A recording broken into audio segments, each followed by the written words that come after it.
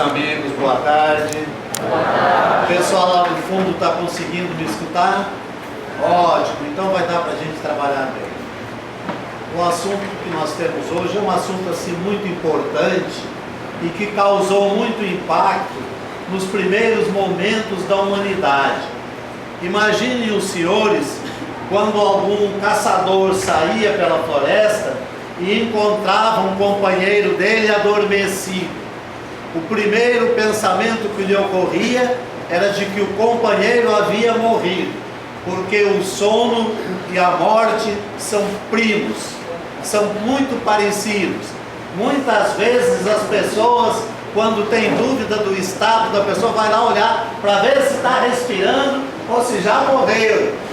O sono é uma morte antecipada, é uma morte com controle, com passagem de ida e de retorno. Essa é a diferença do sono para a morte. Mas uma vez que estavam adormecidos, os nossos colegas primitivos sonhavam e acordavam assustados, procuravam entender o que estava acontecendo, o que era o sonho e por que aquelas imagens, com aquelas frases intercortadas, aquelas imagens confusas, haviam lhe vindo à cabeça durante o tempo em que dormiam. E será que elas tinham algum significado?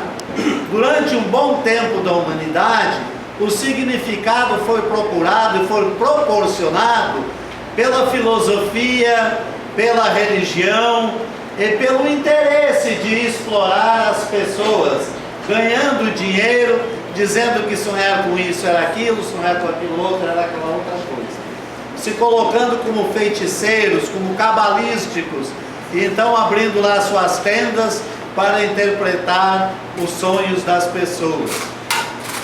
A ciência demorou muito tempo para se ocupar do sono, e tempo maior ainda para se ocupar do sonho, porque não havia equipamento que possibilitasse a mensuração de algum dado referente, algum dado fisiológico, referente ao sono ou referente aos sonhos. Foi em 1900, Freud publicou o seu famoso livro, A Interpretação dos Sonhos. Freud dizia que os sonhos são uma porta para o nosso inconsciente. Enquanto nós estamos conscientes, nós temos um processo de censura que não nos permite sermos realmente quem nós somos e não nos permite nem pensar nessa hipótese. Então esse mecanismo de censura tem esta função. Mas uma vez adormecidos, esse mecanismo de censura fica desconectado, e aí o sonho entra lá no inconsciente. E Freud então usava o processo psicoanalítico para analisar os sonhos de seus pacientes e encontrar possíveis significados para eles. Neste momento, a ciência então começa a se debruçar sobre o problema do sono e do sonho, mas ainda numa visão que buscava muita informação subjetiva, não tinha um dado clínico, um dado fisiológico que atestasse essas duas realidades. Somente em 1929, Berger descobre o eletroencefalograma, e assim fica provado que durante o sono as ondas cerebrais continuam a ser emitidas. Baseado nisso, a ciência começou a estudar o sono, e o sonho ficaria para uma etapa posterior. Em 1953, Asserinsky e Clayton descobriram as fases do sonho, principalmente o que encantou todos os cientistas, a fase REM, onde os olhos há movimentos oculares repetidos. Então, a partir disso, juntando a fase REM e juntando a medição das ondas cerebrais, foi possível começar a estudar o sonho sob o ponto de vista da ciência. Mais tarde, criaram-se os laboratórios do sonho e inventou-se um aparelho precioso, a polissonografia. Coloca-se a pessoa para dormir num laboratório e colocam-se vários eletrodos nessa pessoa. Esses eletrodos vão fazer a medição de dados fisiológicos, como as ondas cerebrais, seu comprimento, sua frequência, como o ritmo respiratório e cardíaco, como o tônus muscular, como a saturação de oxigênio no organismo. Então a pessoa conectada ao aparelho de polissonografia tem estes marcadores fisiológicos estudados. E aí se relacionam esses marcadores com os momentos em que só há sono e os momentos em que ocorrem os sonhos. Interessante que depois da polissonografia, os médicos começaram a perceber algumas realidades. Eles percebiam que uma parte de mim abandona o meu corpo enquanto eu estou dormindo e vai passear por aí em algum lugar. Então o que se pensou? Construiu-se uma sala para colocar a pessoa que dormia. E criou-se uma sala completamente isolada ao lado, com um computador que gerava imagens aleatórias e com sensores de presença ultrassensíveis. E o que se pedia à pessoa que ia dormir é que quando ela fosse acordada, enquanto dormindo, ela fosse à sala ao lado e visse aquelas imagens. E quando acordada, ela pegasse um interfone e relatasse para a sala de controle o que ela havia visto naquele momento. E assim então se procedeu. Enquanto a pessoa dormia, a sala lá ao lado toda preparada, o computador gerando imagens aleatórias, os sensores sensíveis de presença ligados. E para surpresas dos cientistas, toda vez que havia aceno, toda vez que se acordava o paciente, perguntava: qual foi a imagem que você viu?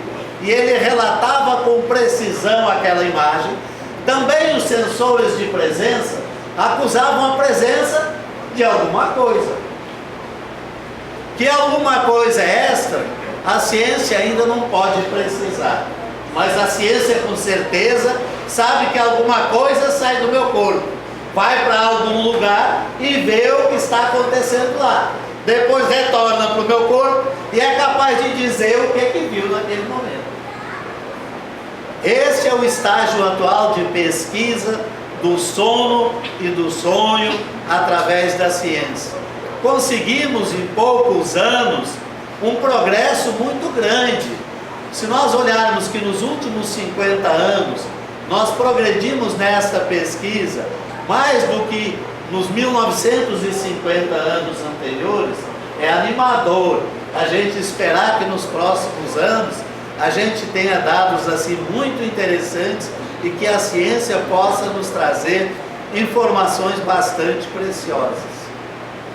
Mas uma vez que nós dormimos, nós então sonhamos. A doutrina espírita nos explica que nós temos 3 tipos de fatores que nos levam a sonhar. O primeiro desses fatores é o fator fisiológico. Por exemplo, durante o sono, algumas coisas se modificam em nosso organismo. Nós não precisamos de muitas coisas. Por exemplo, eu não preciso, enquanto durmo, do meu circuito motor. Eu não preciso falar, não preciso movimentar o dedo, não preciso abrir os olhos, não preciso girar meu corpo para um lado ou para o outro, abrir uma porta. Eu estou dormindo, eu estou inerte. Então eu não preciso fazer esses movimentos. Então no momento em que eu durmo, todo esse circuito motor é desconectado. Para até me proteger, para evitar que eu sonhei que dei um murro em alguém e vá lá dar um murro na parede e machucar minha mão. Ou então que eu abri a janela, que eu sou um passarinho, abri minhas asas, abri a janela e saí voando, né, direto para o caixão no outro dia. Então, para me proteger, esta parte motora do organismo, ela é desconectada no momento em que a gente dorme, para evitar que os sonhos possam então intervir no corpo que está adormecido. E alguns dados são interessantes. Por exemplo, nós somos homeotérmicos, nós temos o controle de nossa temperatura do corpo, mas quando nós dormimos, nós perdemos isso. Por isso que muitas vezes você acorda com frio, porque o seu corpo, durante o momento que você está dormindo, não está mais regulando a temperatura do corpo. Você precisa então de um lençol, de um cobertor, alguma coisa que faça esta função. Mas Kardec diz que dos fatores que interferem no sono são fatores fisiológicos. Por exemplo, eu vou dormir hoje à noite e vou sonhar que estou lá no Polo Norte, correndo de algum urso polar ou de alguma foca. E aí eu vou estar naquele gelo e vou sentir muito frio. Então eu acordo tremendo de frio, porque eu passei para o meu corpo aquela sensação que eu sentia enquanto eu estava sonhando. Às vezes também as pessoas sonham algumas coisas que estão assim na água, tomando banho, e acordam assim toda molhadinha. Então tem um fator fisiológico que interfere no sono. Todo mundo está rindo. Alguém já aconteceu isso, não foi? Já fez simpatia de urinar em cima de tijolo quente, de não sei o que mais, né? Então tem esse fator. Uma das causas do que nós sonhamos são as preocupações do nosso dia a dia, o que acontece com o nosso corpo. Uma outra causa, um outro conjunto de fatores, são os fatores psicológicos. Tem um autor espírita, Richard Simonetti, que ele era contador do Banco do Brasil, numa época em que não se usavam ainda os computadores, e se faziam aquelas fichas na mão. Então ele tinha que abrir arquivos e mais arquivos o dia inteiro, e ficar lá conferindo dados difíceis. Na hora que ele ia dormir para descansar, ele ficava abrindo arquivos a noite inteira, e conferindo fichas a noite inteira. Há um componente psicológico que provoca nossos sonhos, que provoca tipos de sonhos também. E há um terceiro, que a doutrina espírita nos explica, que é o componente espiritual. O que acontece conosco? Quando nós dormimos, os laços que prendem o nosso espírito ao nosso corpo, eles relaxam. E o espírito, então, fica mais livre e sai, então, do corpo. Não totalmente, fica preso ainda por um cordão fluídico, mas ele então está bem mais liberto, e ele vai para o mundo espiritual, e lá no mundo espiritual ele vai conversar. Com quem ele vai conversar? Com a mamãe que já morreu, com o papai, com o anjo de guarda que o protegeu durante a vida inteira, com o seu mentor. Também vai conversar com aqueles obsessores que querem se vingar, que ele já não lembra mais as maldades que fez, mas agora, adormecido, ele lá no mundo espiritual tem consciência do que acontece. E o obsessor às vezes está lá de prontidão, aguardando, para ter uma conversa muito séria com ele. Mas às vezes a mãe mora na Bahia e o filho foi trabalhar na Alemanha. E a mãe gostaria de conversar com o filho, além do Skype, além do telefone. E quando ela dorme, os espíritos se encontram, o dela e o do filho.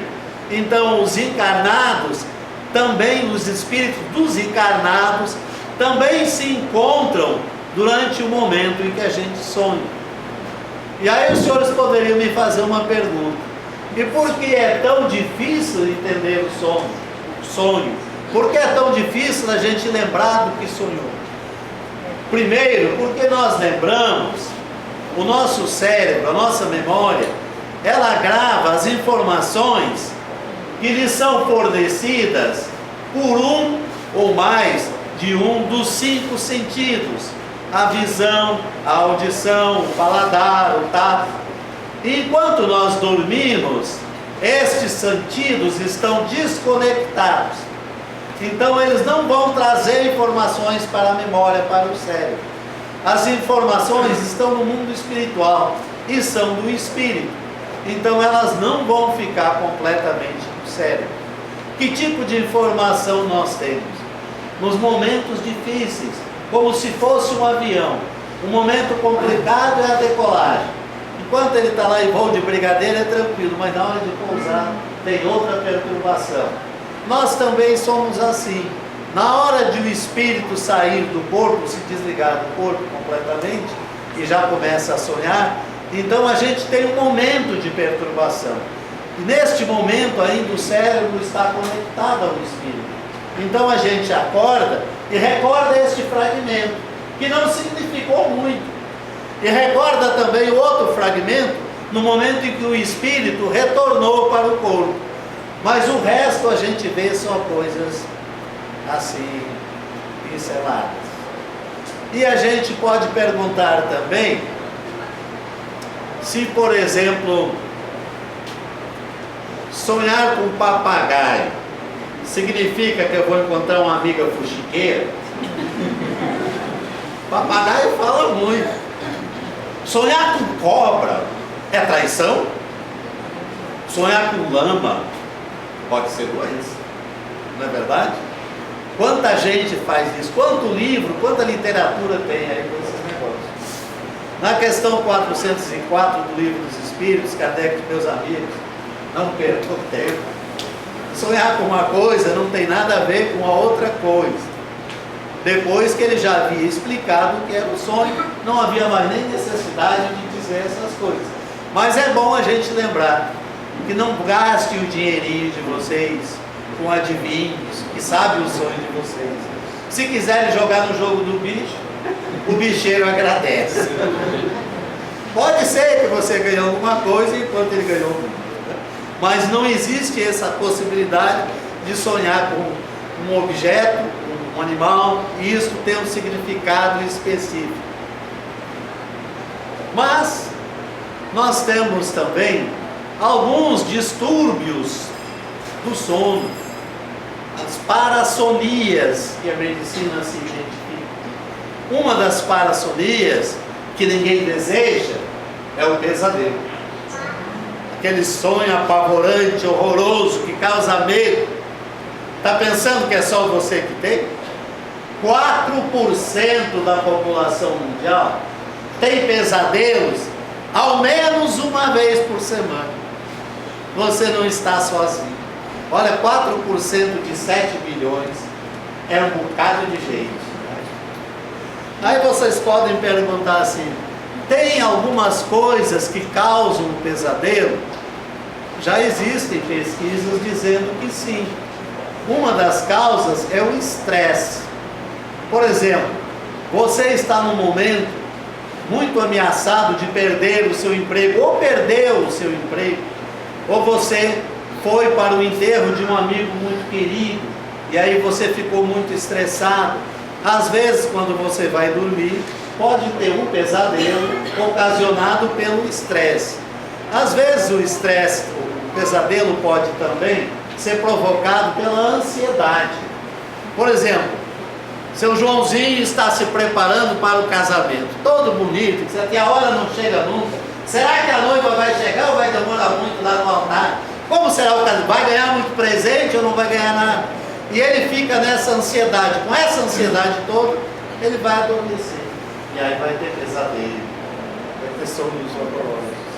Os pesadelos podem também ser provocados por pessoas que são sensíveis e começam a ver ou a contar histórias assim horripilantes antes de dormir.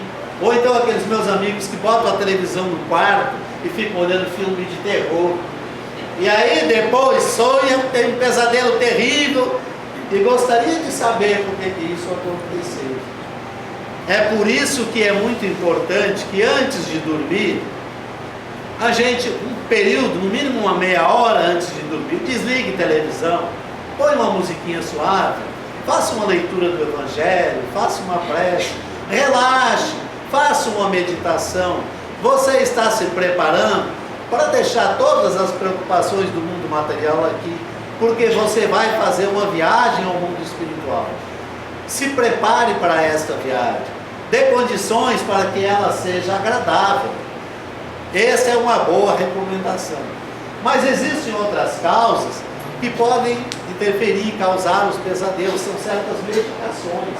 Por exemplo, remédio para depressão, remédio para pressão alta, remédios para o mal de Parkinson, às vezes podem causar assim pesadelos. E as drogas, o álcool, né? as drogas ilícitas, elas podem causar pesadelos. Então, a gente, o que é que pode fazer para evitar ter esses pesadelos? Em primeiro lugar, treinar para evitar as situações de estresse e de angústia. Antes de adormecer, fazer aquela preparação de uma meia hora, fazendo uma boa leitura, ouvindo uma música calma, fazendo uma prece. A gente pode também diminuir a cafeína antes de dormir, que ela é danadinha para acelerar lá o seu pesadelo. A gente pode também fazer muito exercício físico, porque enquanto você está fazendo exercício físico, seu organismo está produzindo endorfinas, e as endorfinas são ótimas para os sonhos tranquilos. Então, quanto mais exercício físico você fizer, dentro da medida de bom senso, você vai ajudar muito a dormir bem e a ter sonhos melhores. Mas quais são os pesadelos mais comuns? Será que os cientistas também pesquisaram para ver quais são os pesadelos mais comuns? Quando eu era garoto, eu já tinha medo de dormir, porque logo que eu dormia, vinha um boi correndo atrás de mim. E eu corria para fugir desse boi. E quanto mais eu corria, mais ele corria. Parece que a nossa velocidade era sincronizada, de modo que a distância para ele, de mim, era a mesma. Eu não conseguia me afastar nunca. E aí quando ele estava chegando próximo, eu conseguia dar um grito enorme e acordar. E aí o boi ficava por lá. Então esse é o primeiro tipo de pesadelo, um dos mais comuns. Você sonhar que está sendo perseguido, ou por bandidos armados dando tiro, ou por um boi, ou por uma onça, ou por uma cobra, ou por um inimigo. Esse sentimento de perseguição e fuga é um dos pesadelos mais comuns que a gente tem. O outro é aquele que você está assim correndo, e de repente quando você olha para baixo, tem um precipício enorme e você já está caindo nele. Cair de grandes alturas, dá um friozinho na barriga, né? Cair de grandes alturas é outro tipo de pesadelo muito comum. Tem um outro também aterrorizante, que você está todo bonito, vem para o centro espírita, sobe aqui no palco e começa a fazer uma palestra, e de repente as pessoas começam a lhe olhar, e quando você olha para você, você está peladinho. E aí corre alguma coisa para se cobrir. Essa sensação de que você está de repente nu em público é também o terceiro pesadelo de maior ocorrência. Um outro pesadelo de grande ocorrência é perder os dentes. Já aconteceu com você? Já aconteceu com muita gente. Você está sonhando e de repente você sente a boca cheia de dente, começa a cuspir dente e não para mais. Agora é interessante que no pesadelo você não só tem 32, né? Porque você cuspe dente a noite inteira e não para nunca, e aí você se sente aliviado. Um outro tipo de pesadelo de grande ocorrência é aquele causado pela ansiedade, pela sua preocupação do dia a dia. Por exemplo, você está se preparando para fazer um concurso ou para um concorrido vestibular de medicina. E aí, você com aquela ansiedade vai dormir e tem um pesadelo. E olha o pesadelo que você vai ter. Que você está se dando muito mal na prova. Que você vai ser reprovado. Você fica naquela angústia, não sabe o que fazer, quer fugir, quer abandonar. Estudou tanto e não sabe nada. Está sendo reprovado. Nunca fez uma prova tão horrível em sua vida. Esse é um outro pesadelo que tem grande ocorrência. Um outro distúrbio, deixa eu beber uma aguinha aqui para continuar conversando.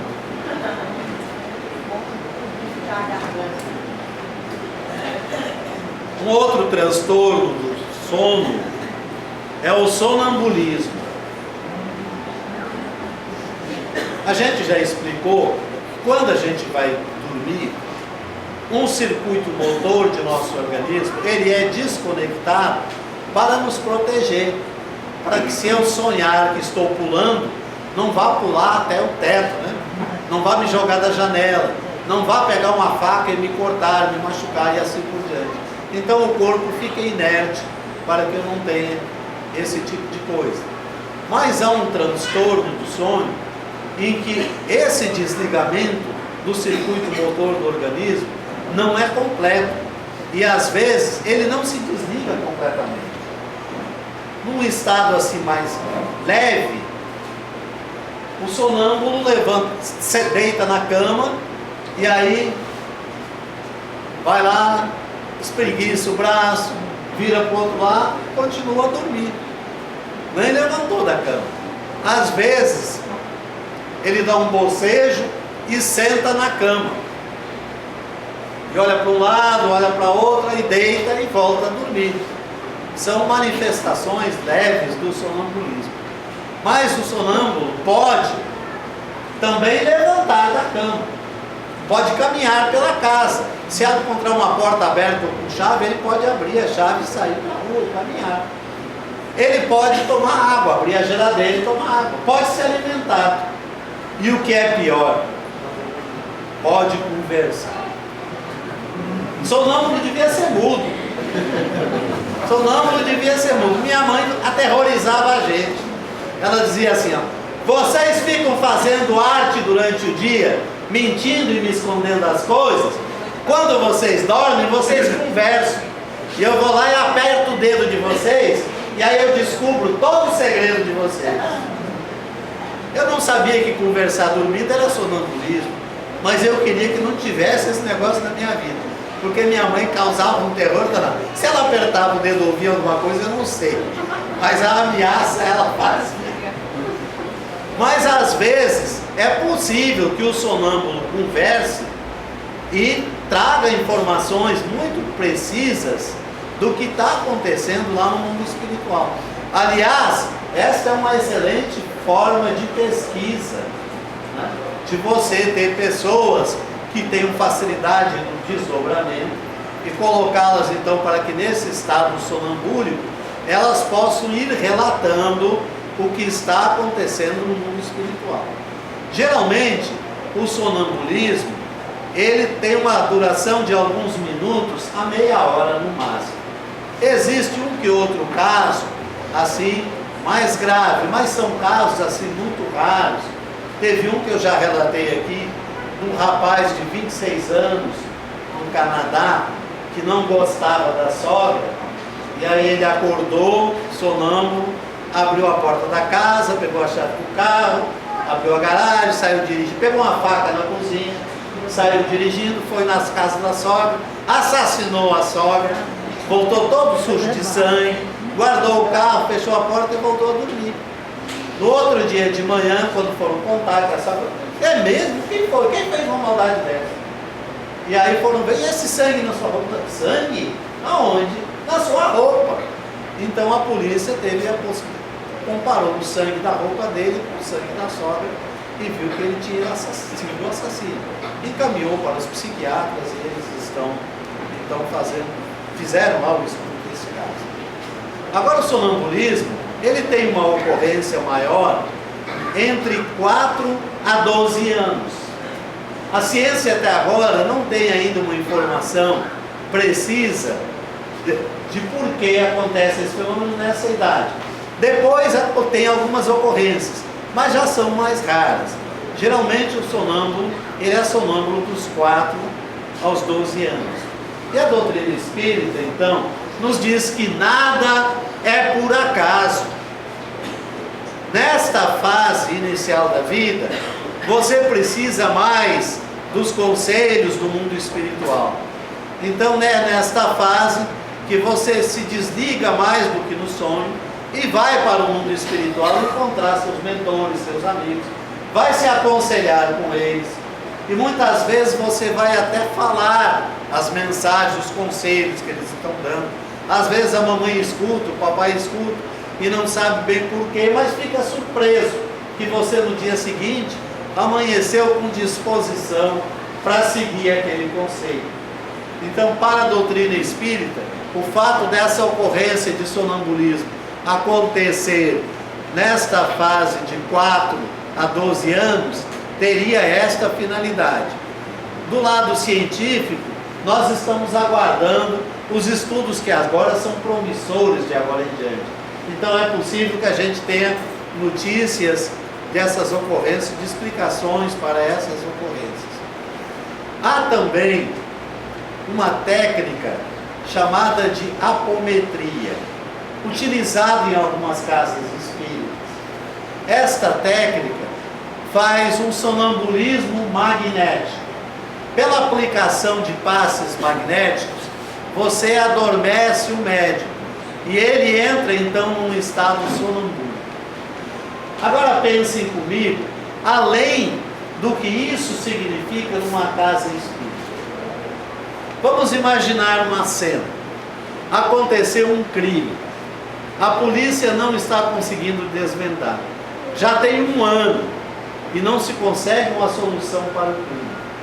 Você então pega um médium desses sonambúlicos, usa uma técnica de apometria, leva o médium até o lugar e ele então, em desdobramento, o espírito vai para o futuro, vai para o passado, vai para regiões do mundo espiritual que você nem imagina. Mas ele tem essa possibilidade de ir para o passado. Indo para o passado, ele pode encontrar lá as imagens daquele crime. E ele poderia então fazer o relato dessas imagens para a polícia. Com este relato, a polícia já teria um caminho mais seguro para a investigação. Isso já está sendo usado nos Estados Unidos, não por espíritas nem por médicos, mas já está sendo usado pela polícia americana, que descobriu que há um estágio de desdobramento, de ampliação da percepção. Isto pode ser provocado e que nesses casos eles não têm bem uma explicação, mas você pode relatar cenas ocorridas há um bom tempo atrás. Então já tem uma aplicação também para este sonambulismo.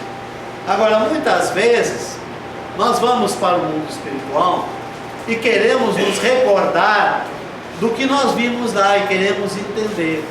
Mas muitas vezes, o que você viu foi em outra realidade. Não tem objeto correspondente por aqui. Não tem como você lembrar quando você desperta. E o grande problema é quando você desperta e quer descrever este objeto. Você não tem vocabulário para isso. E aí você faz uma descrição fantasiosa. Aí a gente diz assim, está delirando. Mas os sonhos, eles sempre foram objeto de estudo dos antigos. Na Grécia, eles diziam que os sonhos não andavam sozinhos. Eles andavam junto com o sono, que era o deus Hipnos. E o deus Hipnos tinha um filho, que era Morfeu. Morfeu era um deus alado, filho do sono, Hipnos, que durante a noite voava, chegava ao lado do seu corpo na cama, deitava e lhe causava sonhos. E você então tinha sonhos a noite inteira. Para os gregos, todo sonho era provocado por um oneiro. Eram 3, o Morfeu era o primeiro deles. Quando se descobriu um analgésico muito poderoso, mas que tinha o efeito indesejado de alucinação, se deu a ele o nome do oneiro, Morfeu, e tivemos a morfina, porque como efeito colateral você tem as alucinações. Um outro oneiro também famoso era Ícelo. O Ícelo era um oneiro que fazia você sonhar, porque o Morfeu só fazia você sonhar com pessoas, com seres humanos. O Ícelo fazia você sonhar com animais, com todos os tipos de animais. Então, quando um grego acordava pela manhã e tinha sonhado com um boi, com um touro, com um cachorro, um papagaio, uma cobra, um peixe, ele já sabia que o oneiro Ícelo tinha deitado ao lado dele e colocado em sua cabeça esse tipo de sonho.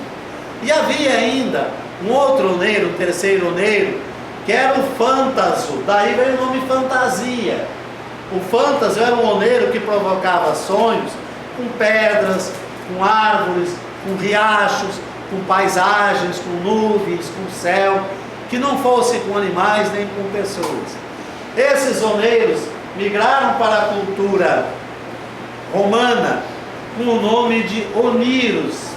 E até hoje nós falamos que a atividade de sonho é uma atividade onírica, relacionando os oníros romanos com os oneiros gregos, que eram os três então. Assim, os povos antigos pensavam nos sonhos. E havia alguns sonhos que traziam assim coisas muito famosas. Por exemplo, José no Egito. O faraó teve um sonho com 7 vacas gordas saindo do rio Nilo. E depois elas eram devoradas por 7 vacas magras, esqueléticas. Depois ele via as margens do rio Nilo, 7 espigas de milho enormes, bem produzidas, granuladas. E via depois 7 espigas murchinhas, magrinhas, que devoravam aquelas anteriores.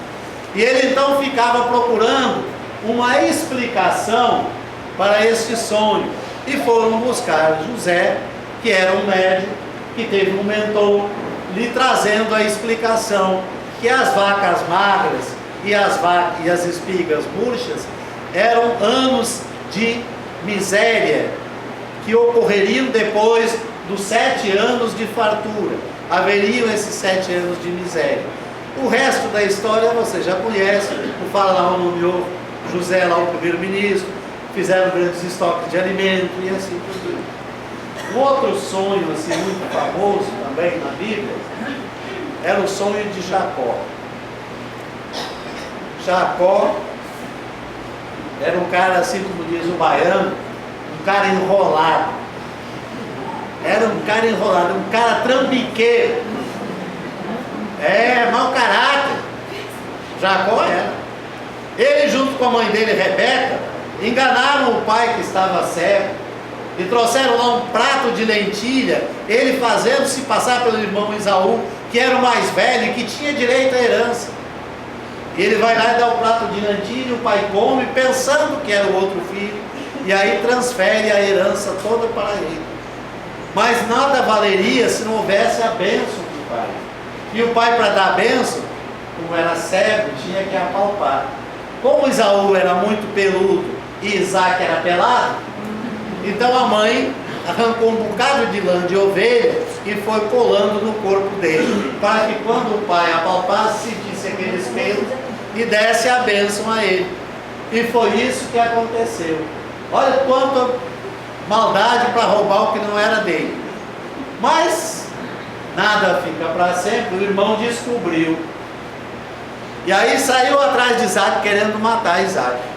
E Isaac saiu perdido pelo mundo, desesperado, caminhando, sem rumo, para fugir da ira do irmão. Chegou um momento que ele cansou. Ele reconheceu os problemas dele. Ele viu que era só pedreira. E ele então resolveu deitar. E escolheu simbolicamente por travesseiro uma pedra. Para dizer a gente que a gente nunca deve fugir dos nossos próprios problemas. Deve reconhecê-los, abraçá-los, se debruçar sobre eles. E quando Jacó então deitou, já humilhado, reconhecendo as maldades que havia feito, ele teve um sonho de que havia uma escada para o céu. E que essa escada havia um anjo subindo e descendo, subindo e descendo. E no topo da escada estava Deus em todo o seu esplendor. Então ele entendeu de que a vida aqui era só uma passagem, que não precisava fazer tanto trambique, que não precisava querer roubar tanto as coisas dos outros, porque na hora que ele fosse subir a escada, ele subiria de mãos abanando, não ia levar nada disso. Ele então começou a ter a visão do que era importante, qual a missão que nos trouxe a este planeta.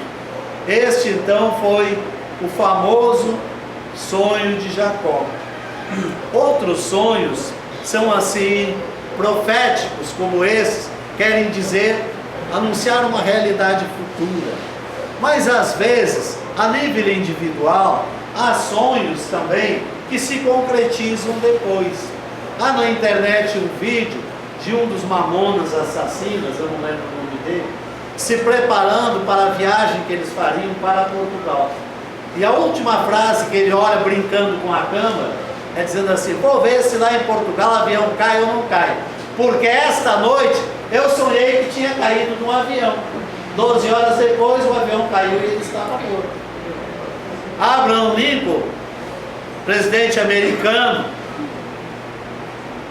sonhou que estava no salão principal da Casa Branca e ao chegar lá havia um velório. E ele então perguntou aos serviçais que lá estavam de quem era aquele velório. E eles lhe responderam que era do presidente americano. E ele então pergunta: ele estava gravemente enfermo? Eles respondem: não, ele foi assassinado num teatro. No final da tarde, Abraham Lincoln acordou, fez tudo que tinha que fazer, despachou. No final da tarde foi a um teatro e foi assassinado. Sempre que a gente sonha, isto se realiza? Não. Às vezes sim, às vezes não. Então por que sonha se às vezes não? Porque às vezes é um alerta para você tomar cuidado para que aquilo não vá acontecer. Você já está sendo avisado para evitar certas situações. Como você já tomou o cuidado, a situação desagradável, ela então não aconteceu. Mas, além do pesadelo, do sono, do sonambulismo, nós temos também um outro fator interessante. Todos esses estados, segundo a doutrina espírita, são estágios de emancipação da alma. A alma vai saindo do corpo, vai ficando mais liberta. Então ela age como espírito. No momento, para ela, as coisas materiais já não têm grande importância. Ela está lá como espírito. E há ainda um estágio em que a alma, no sonho nós já ficamos desligados.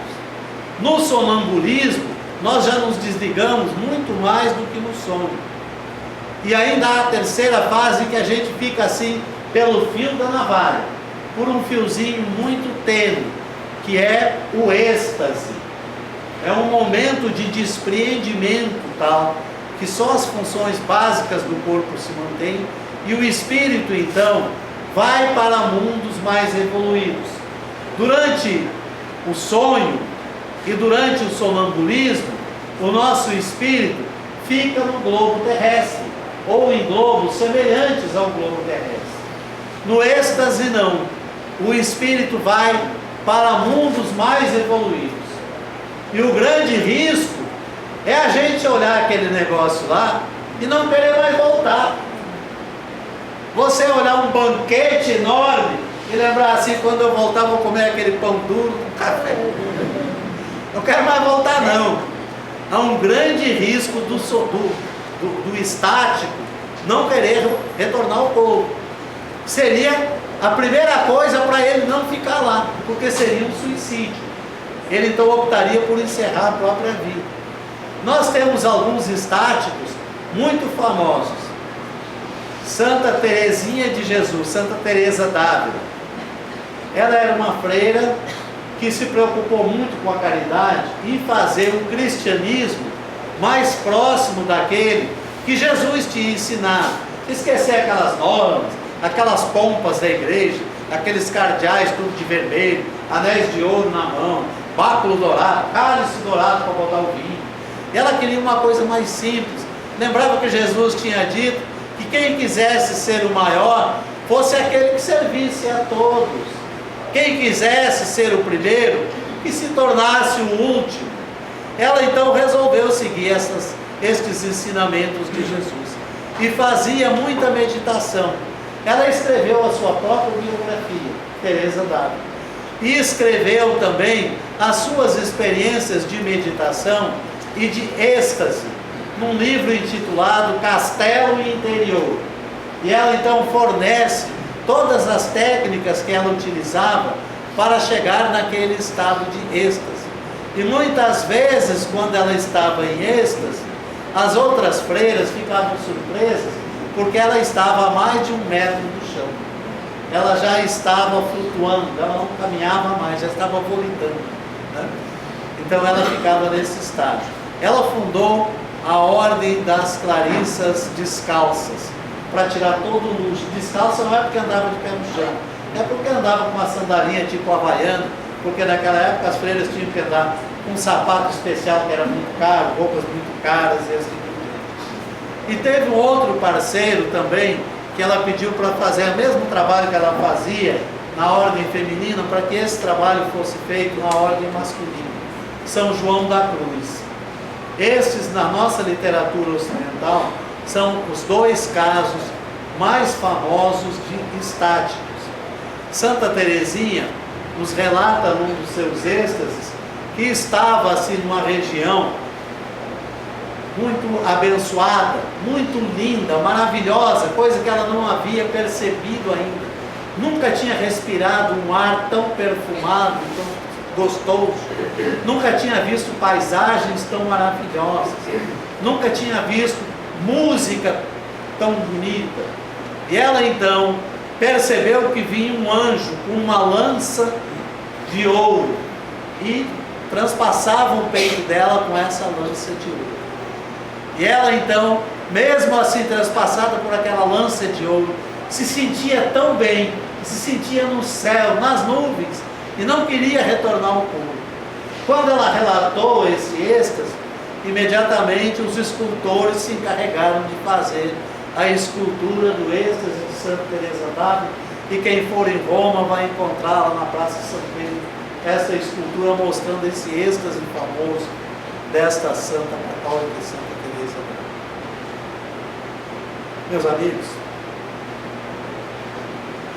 nesse despreendimento que nós temos do nosso corpo, nós podemos enxergar coisas que estão distantes de nós, que nós chamamos de segunda vista. Por exemplo, quando Jesus ia entrar em Jerusalém, ele disse aos apóstolos: vão lá na frente, vocês vão encontrar uma jumenta e um jumentinho amarrados lá numa cerca, tragam, se o dono reclamar, diga que é o seu senhor que está pedindo. Olha como é que Jesus, ali onde ele estava vendo aquela jumenta e aquele jumentinho, aquela distância. E como é que quando os pescadores, os apóstolos, tentaram a noite inteira pescar, não pescaram nada, e Jesus disse: jogue a rede à direita do barco. Pedro então justifica, cansado: Senhor, já pescamos a noite inteira. Jesus então, com toda a sua docilidade e paciência, disse: meu amigo, joga a rede à direita do barco. Pedro vai lá e joga a rede, e captura tanto peixe que o barco quase afunda. Como é que Jesus enxergou aquele cardume? Há uma segunda vista, há uma possibilidade de enxergarmos a distância. Não é o espírito, o corpo distante do meu corpo, é onde o espírito está. Ele vai lá e ele vê e ele relata. Basta, não precisa estar dormindo, não precisa ser sonambúlico nem estático. Basta a pessoa ter certas técnicas. Muitas vezes a gente enxerga melhor de olhinho fechado. De olho fechado a gente tem tanta coisa para relatar. E muitas vezes tanta coisa que a gente come em segredo, porque não é conveniente fazer o relato. Toda vez que você cerra seus olhos e não utiliza mais o seu corpo para a movimentação e para estas coisas, você então se desliga. Nos centros espíritas costuma-se dizer: saiu do corpo, não é assim que a gente fala? E aí então lá no mundo espiritual você vê muita coisa. Algumas aliás, você tem consciência, e outras você não tem. Quando você abre o olho para você ver alguma coisa, você conversou com meio mundo, viu muita coisa, recebeu muito conselho, lhe orientou o que fazer, no próximo assistido você não viu. Você abriu o olho e esqueceu tudo. É um exercício possível. Há uma facilidade mediúnica de uma pessoa conseguir isso. Mas há também a possibilidade de se melhorar esta qualidade através do exercício. Assim como os sonhos. Às vezes nós temos sonhos que são clarividentes, são sonhos que a gente lembra com todos os detalhes. Está famoso, lá na Bíblia, São José. O anjo Gabriel, que era o mentor dele, chegou em sonho enquanto ele estava dormindo e disse: olha, você está meio desconfiado? Pare com isso, rapaz, case com Maria, ela é gente boa. E José então acorda e lembra direitinho do anjo Gabriel, do sonho, do conselho, e vai lá e casa com Maria. O menino Jesus nasce e Herodes então está perseguindo aquelas crianças. O anjo Gabriel novamente aparece em sonho e diz assim: José, pegue sua esposa e seu filho e foge para o Egito, porque ficando aqui vocês correm risco de vida. José acorda e parece que estava conversando com uma pessoa, lembra todos os detalhes do sonho. E aí então ele pega Maria e Jesus e vai para o Egito. Mais tarde, quando Herodes já havia morrido, o anjo Gabriel aparece mais uma vez e diz: ó, meu amigo, está na hora de voltar para casa, já não corre mais perigo, pode pegar sua mulher e o menino e retornar. E José então acorda, perfeitamente lembrado de todos os detalhes do sonho. Os cientistas dão a essa faculdade o nome de onirofania. Aquelas pessoas que têm a capacidade, ainda para a ciência inexplicável, de recordar com precisão de determinados sonhos. Para nós espíritas não temos um nome assim específico para isso. Mas o que eu queria dizer, depois de toda essa conversa, é de que nós não deixamos nunca o mundo espiritual. Nós estamos com um pé aqui e outro pé lá. Nós não precisamos ter medo de morrer, porque nós morremos todos os dias. A diferença é que pela manhã você acorda, e se não acordasse, você está fazendo um treinamento para a morte. Assim como um pesadelo. Existe um psiquiatra chamado Alan Robson, que ele diz assim: você tem pesadelo? Não está impedindo a sua vida normal, são eventuais, não se desespere, agradeça a Deus.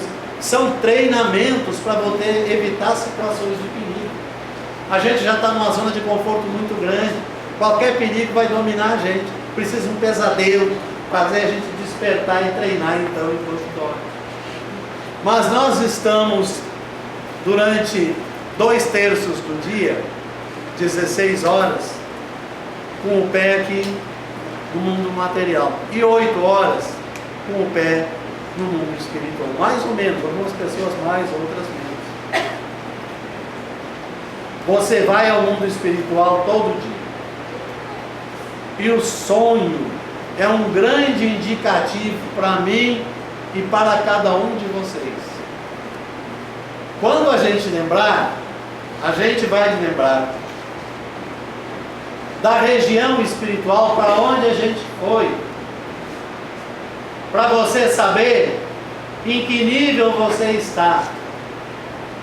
Às vezes você acorda, passa a noite inteira lá com seus amigos, e alguns deles você nem conhece, alguns moram até em outros países, mas aí você desperta, vê um cara que você ficou a noite inteira com ele no mundo espiritual, e ele assim: eu gostei desse cara, não sei porquê, mas eu gostei desse cara.